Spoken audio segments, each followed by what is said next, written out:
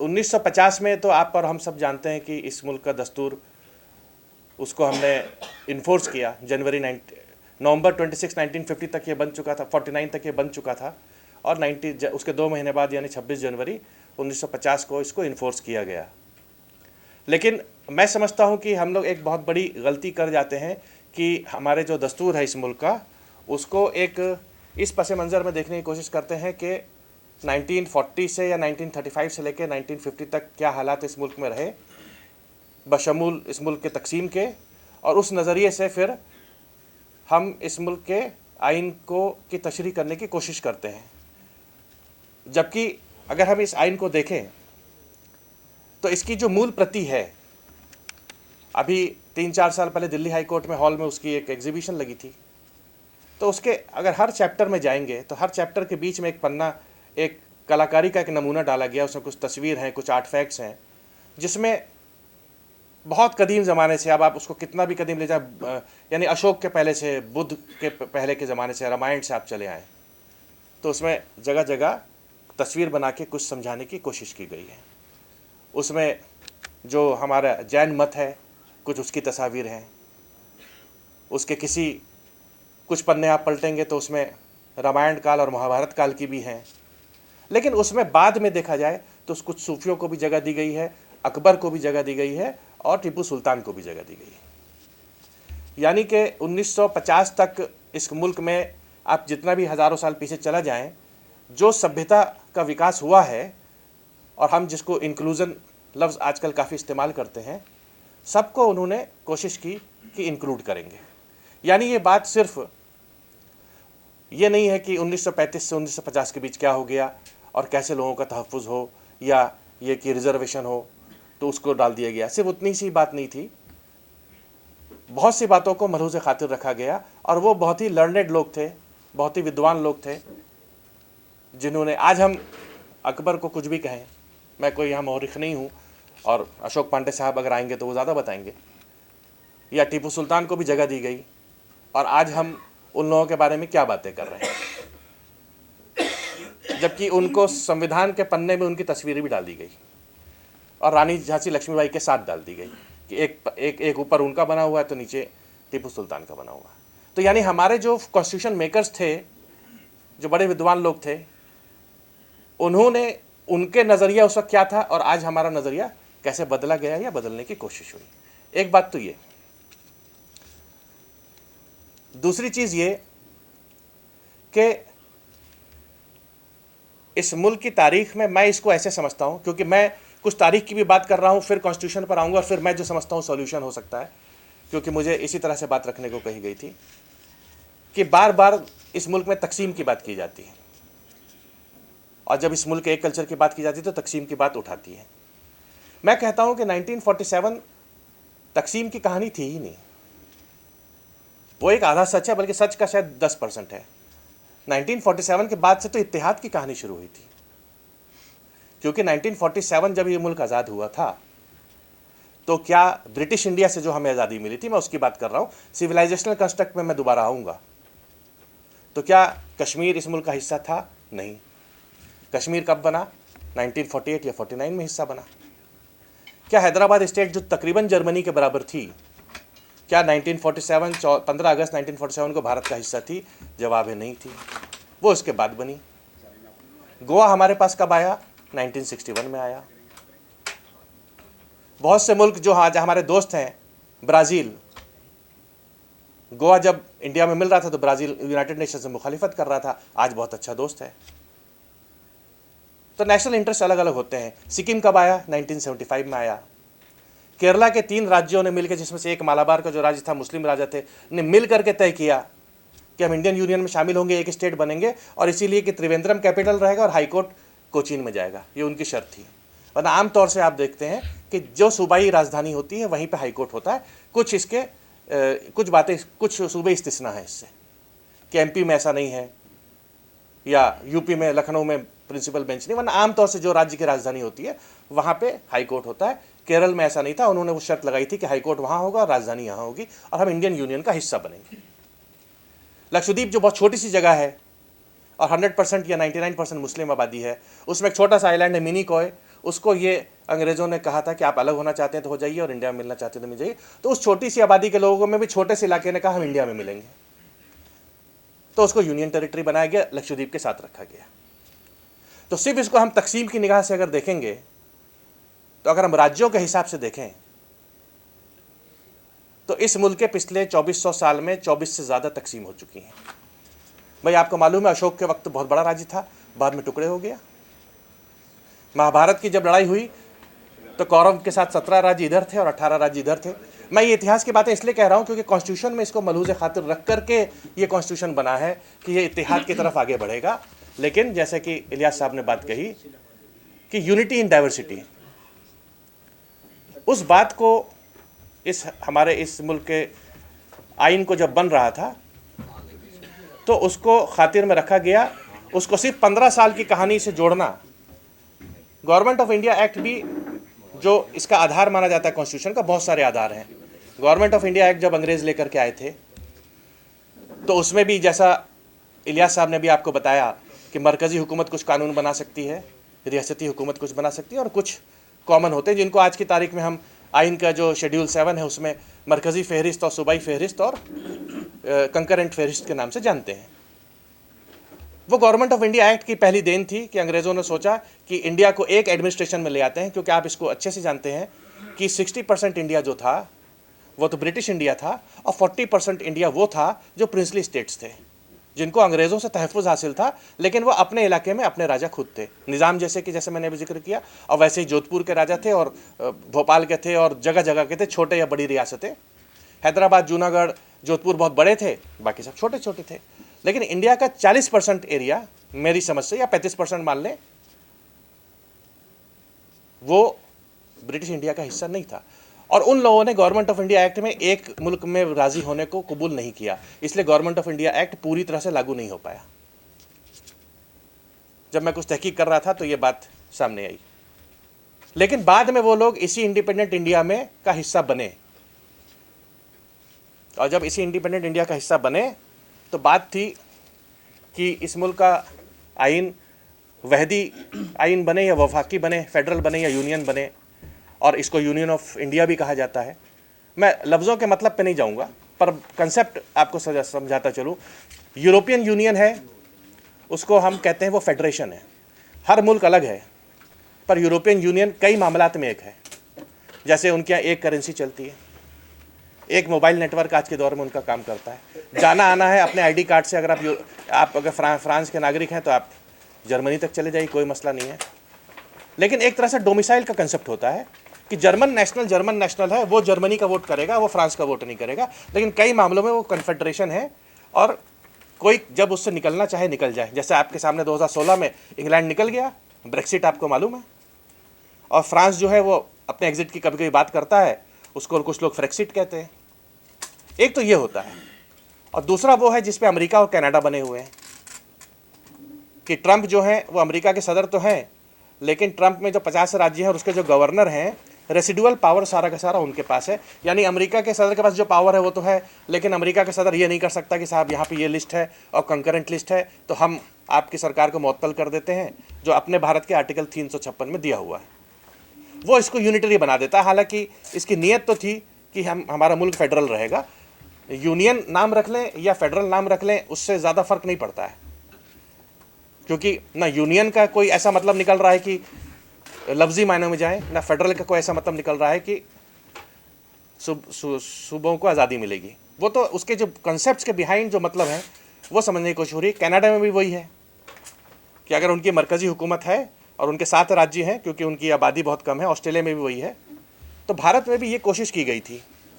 और अगर मेरा इल्म सही बताता है मुझे, शायद ये बात दुष्यंत दवे साहब ने, मशहूर वकील, अब उन्होंने अपने आप को वकालत से हटा लिया है, उन्होंने किसी आर्टिकल में लिखी थी कि डॉक्टर ये पटेल और नेहरू साहब जो 2 बहुत कद्दावर कायद थे, चाहते थे कि पुलिस भी केंद्र के अधिकार में रहे, लेकिन उस वक्त स्टेट्स के जो लीडर्स थे उनके तरफ से इतना इख्तलाफ हुआ कि इन्होंने उसको कंकरेंट लिस्ट में रख दिया।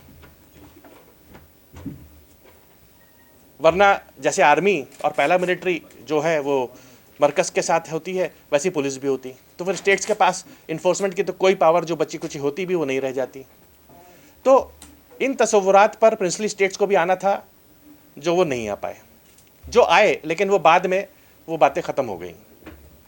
तो हमारा अगर मैं ये देखूं कि 1950 तक जो हमारा संविधान बना, हमारा आइन बना, तो जिन उसूलों पे बना है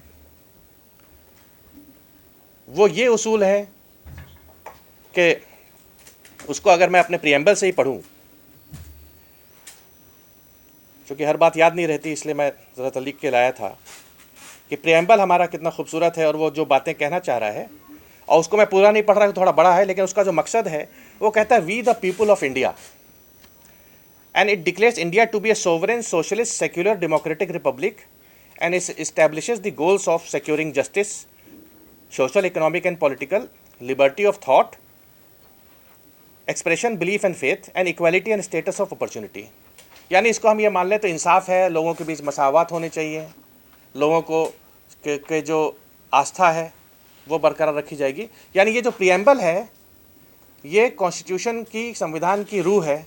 बाकी सारा का सारा संविधान जो है वो इसी की वजाहत करते हुए बना है। इसीलिए we the people of India, और सबके लिए बराबरी होगी, सबके लिए इंसाफ होगा, किसी के लिए कोई फ़र्क नहीं किया जाएगा, और वो जो आस्था रखना चाहेंगे रखेंगे, जो सोचना चाहेंगे सोच सकेंगे। जो आप लोगों को आर्टिकल 19 मालूम है कि उसमें फ्रीडम ऑफ रिलीजन भी है, फ्रीडम ऑफ फेथ भी है, फ्रीडम ऑफ स्पीच भी है, बहुत सारे हैं। सबसे पहली कदगन उस पर कॉन्स्टिट्यूशन लागू होने के 15 महीने के बाद ही हो गई थी। और यहाँ से मैं 1950 के आगे की कहानी पे थोड़ा सा चलूँगा आपसे, क्योंकि बना कैसे हो किन उसूलों पे, वो तो 2500 साल या 5000 साल या 6000 साल में जो मुख्तलिफ अकायद इस मुल्क में है और उनके बीच जो फ़र्क होता है सबको अकोमोडेट करके रखना, ये उसूल थे और लोगों की बराबरी का उसूल था। इस पर बना। इसको सिर्फ 1935 से 1950 के बीच देख करके तशरीह करना किसी भी फ़िरके के लिए गलत होगा। लेकिन जो आज़ादी दी गई थी इस मुल्क में बात रखने की, उसमें जो लफ्ज़ आता है कि रीज़नेबल रिस्ट्रिक्शन। सो हमें जो बोलने की आज़ादी दी गई है, कॉन्स्टिट्यूशन ने पहले लिखा था कि हर शख्स को अपने हिसाब से बोलने की आज़ादी होगी, उसमें रीज़नेबल रिस्ट्रिक्शंस लगा करके उसको रोका जा सकता है। ये अल्फाज नहीं थे, ये बाद में 15 महीने के बाद आ गए। हुआ ये था कि कोई कुछ भी कह रहा था और अदालतों ने कहा कि जब आज़ादी है तो कह सकते हैं, तो फिर उस वक्त की गवर्नमेंट, नेहरू ही उस वक्त वज़ीर आज़म थे, वो तब्दीली लेकर के आ गए कि इसमें रीज़नेबल रिस्ट्रिक्शन लग सकता है।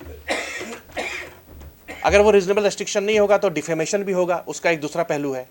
यहाँ पे जहाँ सरकारों को समझने की बात थी, मैं इसको ऐसे देखता हूँ कि आवाम को भी समझने की बात थी कि अवामी हुकूक जो दिए गए थे वो इसलिए नहीं दिए गए थे कि अवाम उसका नाजायज़ फ़ायदा उठाने लगे। अवामी हुकूक दरअसल इसलिए होते हैं कि उसका नाजायज़ इस्तेमाल सरकार ना कर सके।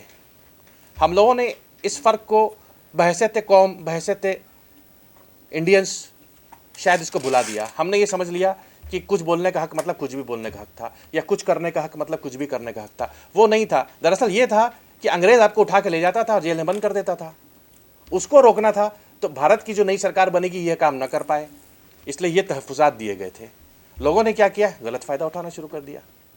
तो फिर बैकडोर से वो एंट्री हुई जो हुई। जो मैं अभी आपको लॉ एंड ऑर्डर की भी बात कर रहा था और फेडरलिज्म से उसका ताल्लुक है। अच्छा, उससे पहले डेमोक्रेसी पे आ जाऊं।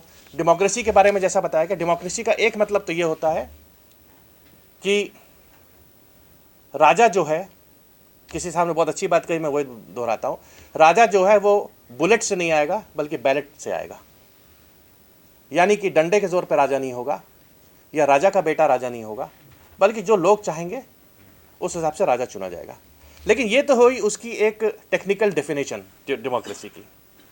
लेकिन डेमोक्रेसी की एक डेफिनेशन और भी है, जो डेमोक्रेसी के फीचर्स हैं, जो अब्राहम लिंकन ने कहा कि it is government of the people, for the people, by the people.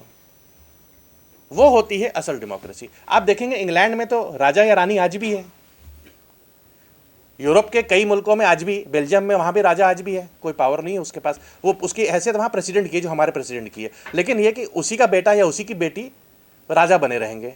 लेकिन वहाँ जमहूरियत ज़्यादा है या हमारे मुल्क में जमहूरियत ज़्यादा है? आप सब कहेंगे कि वहाँ लगता है कि जमहूरियत ज़्यादा है क्योंकि वहाँ पे आवाम ज़्यादा बेहतर ज़िंदगी जी रही है। शायद वहाँ टैक्स का ऐसा बोझ नहीं है, या वहाँ पे दूसरे ऐसे वो मजालिम जो सुनने में आते हैं वो नहीं है जो यहाँ पे सुनने में आ जाते हैं। तो एक डेमोक्रेसी का तो एक टेक्निकल मतलब तो ये हो गया कि साहब राजा को जनता चुनेगी कुछ वक्त के लिए, फिर दोबारा चुनेगी, और एक होता है कि क्या उसूल हैं, क्या फीचर्स हैं, उन पर डेमोक्रेसी होती है, तो वो रियल डेमोक्रेसी होती है। उन फीचर्स को हमें यहाँ मजबूत करना है। जैसे मैंने आपको फेडरलिज्म के बारे में भी कहा कि लफ्ज़ फेडरलिज्म या यूनियन से मतलब नहीं है, सूबों को कितनी पावर है। हमने तो, कुछ लोगों ने तो लड़ाई की कि पुलिस का पावर होना चाहिए स्टेट के पास, और इंडियन पेनल कोड में जो भी मसला पेश आता है आज भी तो आपकी सरकार की पुलिस ही देखती है।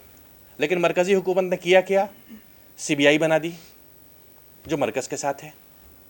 मरकज़ी हुकूमत ने किया क्या, जैसे इलियास साहब ने बताया, यूएपीए जैसे कानून ले आई, पहले पोटा लाए, टाटा लाए, उसको ख़त्म किया, तो यूएपीए में अमेंडमेंट करके ऐसा डाल दिया कि जो भी देखेगी वो मरकज़ी हुकूमत देखेगी। फिर ये लिख दिया कि बेल नहीं मिलेगी। जब कानून में लिख दिया बेल नहीं मिलेगी, तो अदालत का काम था कि उसको कॉन्स्टिट्यूशन की निगाह से देखती और कहती कि साहब ये अनकॉन्स्टिट्यूशनल है। अदालतें थोड़ी बहुत मुझे लगता है वहाँ फेल हुई, जो शुरू में जो हमें मिल गया। लेकिन अदालतों ने अच्छा काम भी ये किया कि जैसे मैंने आपको बताया था कि 15 महीने के अंदर एक अमेंडमेंट आ गया, तो बाद में 1960 और 65 के आसपास ये बात हुई, 65 के बाद ही हुई, कि एक केशवानंद भारती करके जजमेंट आया जिसने बेसिक स्ट्रक्चर की बात की।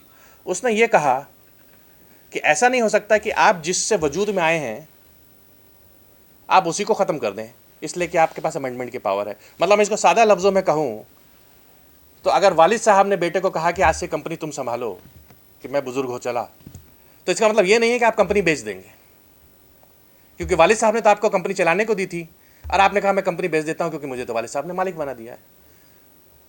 तो कॉन्स्टिट्यूशन में जो फाउंडिंग फादर्स ने कॉन्स्टिट्यूशन इसलिए दिया था कि ये एक तमीज़ के साथ चले, उसके साथ ये बदतमीज़ी नहीं हो सकती कि आप कहेंगे कि इसका इस्तेमाल करके मैं अपने पावर बढ़ा लेता हूँ। तो सुप्रीम कोर्ट ने वहाँ पे एक बुनियादी ढांचे का तस्वुर दिया कि आप इसको अमेंड तो कर सकते हैं, ऐसा नहीं कर सकते कि साहब अमेंड करके इसका उसकी बुनियादी हिला के रख दिया आपने।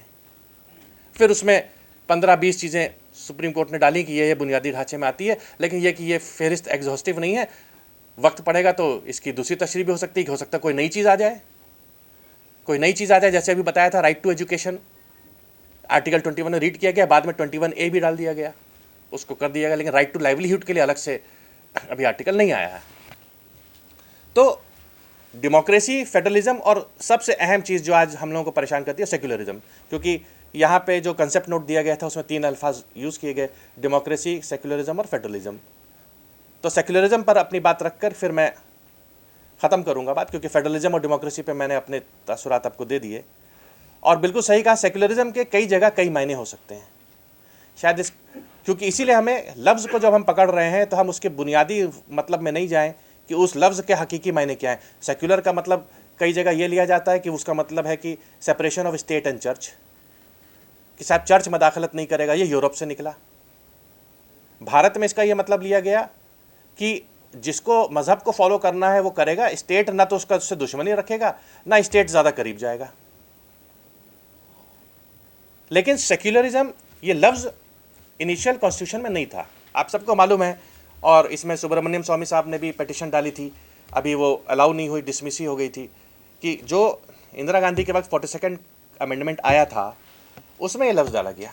मैं ये कह रहा हूँ कि लफ्ज़ का डालना, अब लफ्ज़ डल गया तो अच्छी बात है, रहे, पर इसकी जो रूह थी वो हमेशा प्लूरल थी। ये लफ्ज़ सेक्युलर जो है वो बड़ा कई मायने में ख़तरनाक भी हो जाता है समझाने के एतबार से, क्योंकि जैसे ही आप सेक्युलर लफ्ज़ का इस्तेमाल करेंगे आपसे सवाल आएगा कि क्या सऊदी अरब सेक्युलर है, क्या इजिप्ट सेक्युलर है, क्या बांग्लादेश सेक्युलर है, ये सवाल आएगा आपके सामने।